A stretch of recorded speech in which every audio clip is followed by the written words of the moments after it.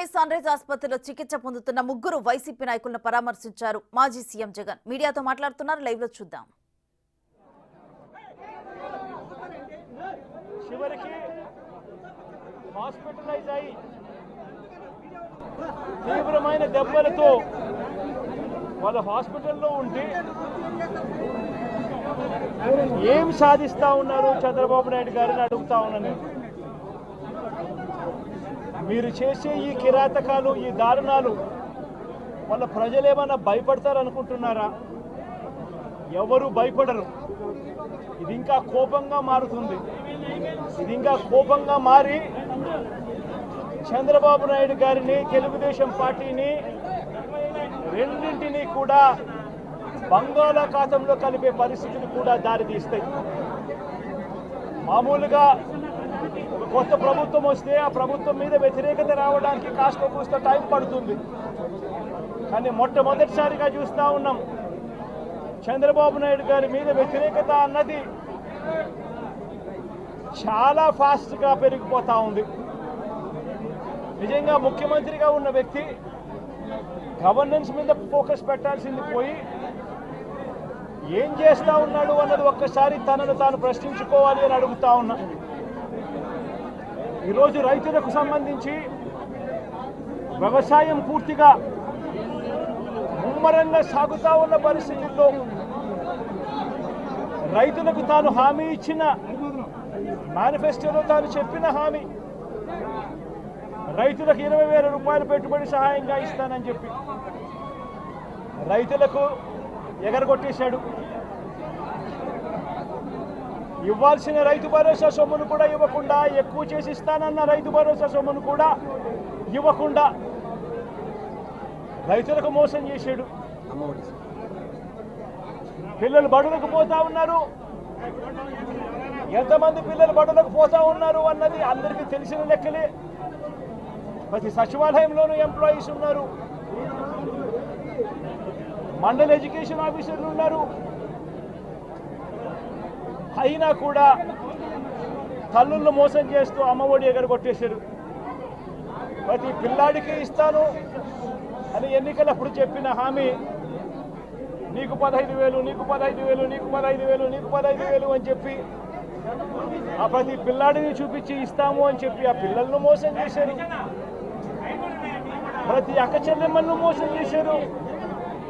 తల్లులకు అమ్మఒడి ఇస్తామని తల్లుల దగ్గర నుంచి మొదలెడితే ప్రతి తల్లికి 18 సంవత్సరాలు నిండిన ప్రతి అమ్మాయికి, ప్రతి అక్కకు, ప్రతి చెల్లెమ్మకు నెలకు 1,500 రూపాయలు ఇస్తామని చెప్పి వాళ్ళను మోసం చేశారు. ఈరోజు ఫీజు రీయింబర్స్మెంట్ తీసుకుంటా ఉన్న పిల్లలు జనవరి, ఫిబ్రవరి, మార్చ్ క్వార్టర్ ఫీజులు రాలా. ఏప్రిల్, మే, జూన్ ఫీజులు, రెండో క్వార్టర్ కూడా ఫీజులు రాలా. పిల్లలు చదువుకునేదానికి కూడా ఇబ్బంది పడే పరిస్థితిలోకి, ఫీజులు కట్టలేని పరిస్థితిలోకి, కాలేజ్ యాజమాన్యాలు ఫీజులు అడుగుతా ఉన్న పరిస్థితిని ఈరోజు చూస్తూ ఉన్నాం. పిల్లలకు వసతి దీవెన ఎగరగొట్టేశారు. అక్క చెల్లెమ్మలకు సున్నా వడ్డీ కూడా రావాల్సిన సున్నా వడ్డీ కూడా మామూలుగా ఏప్రిల్లో రావాల్సింది, అది ఎగరగొట్టేశారు. ఇవన్నీ కూడా వైఎస్ఆర్ కాంగ్రెస్ పార్టీ ఉన్నప్పుడు, జగన్ ముఖ్యమంత్రిగా ఉన్నప్పుడు క్రమం తప్పకుండా క్యాలెండర్ ఇచ్చి ప్రతి ఒక్కరిని కూడా ఆదుకుంటూ వస్తూ ఉన్న పరిస్థితి.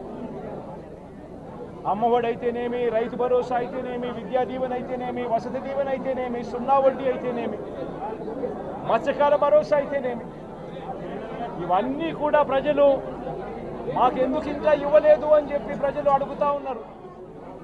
వారి గురించి పట్టించుకోకుండా, వారికి చేయాల్సిన మంచి గురించి పట్టించుకోకుండా,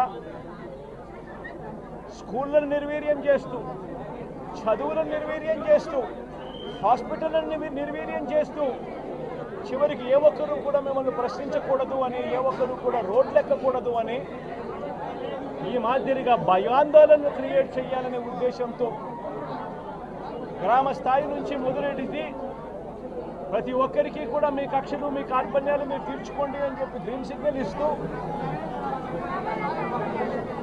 గ్రామ స్థాయి నుంచి ఈ భయానక వాతావరణాన్ని క్రియేట్ చేస్తూ ఉన్నారు. ఆలోచన చేసుకోమని అడుగుతా ఉన్నా. మళ్ళీ మళ్ళీ చెప్తా ఉన్నా చంద్రబాబు నాయుడు గారికి, మీరు చేస్తూ ఉన్నది తప్పుడు సాంప్రదాయం. ఇది గనక కొనసాగింది అని అంటే రేపు పొద్దున ఏం జరుగుతుంది అని అంటే, ఈరోజు మీ ప్రభుత్వం ఉంది, చాలా వేగంగా మీ ప్రభుత్వం కూడా తుడిచిపెట్టుకొని పోతుంది. ఆ తర్వాత మళ్ళీ మా ప్రభుత్వం వస్తుంది. ఆ తప్పుడు మా ప్రభుత్వం వచ్చినప్పుడు కార్యకర్తలు నేను వద్దు వద్దు అని చెప్పినా కూడా వినకుండా ఆ కార్యకర్తలు చంద్రబాబు నాయుడు గారి తెలుగుదేశం పార్టీ వాళ్ళందరికీ కూడా బుద్ధి చెప్పే పరిస్థితి కూడా చంద్రబాబు నాయుడు గారు బీజం వేస్తూ ఉన్నారు ఈరోజు. దయచేసి నేను చంద్రబాబు నాయుడు గారికి చెప్తా ఉన్నా, ఈ తప్పుడు సాంప్రదాయాలను ఇంతటితో ఆపండి. ఈ తప్పుడు సాంప్రదాయాలు పెద్దయ్యాయి, వృక్షాలైనాయి అని అంటే ఆ తర్వాత ఆపడం ఎవరి చేత కాకుండా పోతుంది. ఇప్పటికే లా అండ్ ఆర్డర్ అనేది గాడి తప్పింది. ఇప్పటికే ఏం జరుగుతూ ఉంది అన్నది మీకే తెలియకుండా కూడా జరిగేంత దారుణమైన పరిస్థితిలోకి ఈరోజు లా అండ్ ఆర్డర్ పోతూ ఉంది. ఒక వైఎస్ఆర్సీపీ కార్యకర్తలే కాదు, వైఎస్ఆర్సీపీని అభిమానించే వాళ్ళే కాదు, చివరికి మహిళల మీద కూడా అగత్యాలు పెరిగిపోయినాయి, చిన్నపిల్లల మీద కూడా అగత్యాలు పెరిగిపోయినాయి. ఇష్టం వచ్చినట్టుగా రౌడీజం పెరిగిపోయింది. ఇష్టం వచ్చినట్టుగా ఎవరికి బుద్ధి పుడితే వాళ్ళు చేస్తూ ఉండే కార్యక్రమాలు జరుగుతూ ఉన్నాయి. లా అండ్ ఆర్డర్ పూర్తిగా గాడి తప్పిన పరిస్థితులు కనిపిస్తూ ఉన్నాయి. ఇప్పటికైనా చెప్తా ఉన్నాను, హెచ్చరిస్తూ ఉన్నాం, మరొక్కసారి కూడా చెప్తా ఉన్నాం. శుక్రవారం ఈ మధ్య కాలంలోనే జరిగిన ఇంకొక ఘటనలో ఏకంగా చంపేసిన ఘటన చూసాం నంద్యాలలో. శుక్రవారం నేను అక్కడికి కూడా పోతా ఉన్నాను. ఆ ఘటనను కూడా ఒకసారి రాష్ట్రం దృష్టికి, దేశం దృష్టికి కూడా తీసుకొని పోయే ప్రయత్నంలో భాగంగా అక్కడికి కూడా వెళ్ళి జరిగిన అగాత్యం, జరిగిన అన్యాయం అక్కడ కూడా హైలైట్ చేసే కార్యక్రమం కూడా చేస్తాం. ఖచ్చితంగా హైకోర్టు తలుపులు తడతాం, అవసరమైతే సుప్రీంకోర్టు తలుపులు కూడా తడతాం. ఇప్పటికే ప్రధాన రాజకీయ పక్షాలన్నింటికీ కూడా రాష్ట్రంలో జరుగుతూ ఉన్న అన్యాయాల గురించి వివరించడం జరిగింది. ఇక హైకోర్టు, సుప్రీంకోర్టు గడపలు కూడా గట్టిగా వాళ్ళ తలుపులు కూడా కొట్టే కార్యక్రమాలు గట్టిగా చేస్తాం. రాష్ట్రంలో జరుగుతూ ఉన్న ఈ అన్యాయాలు, ఈ ఆక్రందనల మీద ఎందుకు ప్రెసిడెంట్ రూల్ విధించకూడదు అని చెప్పి కూడా గట్టిగా వాళ్ళని అడిగే కార్యక్రమం కూడా చేస్తాం.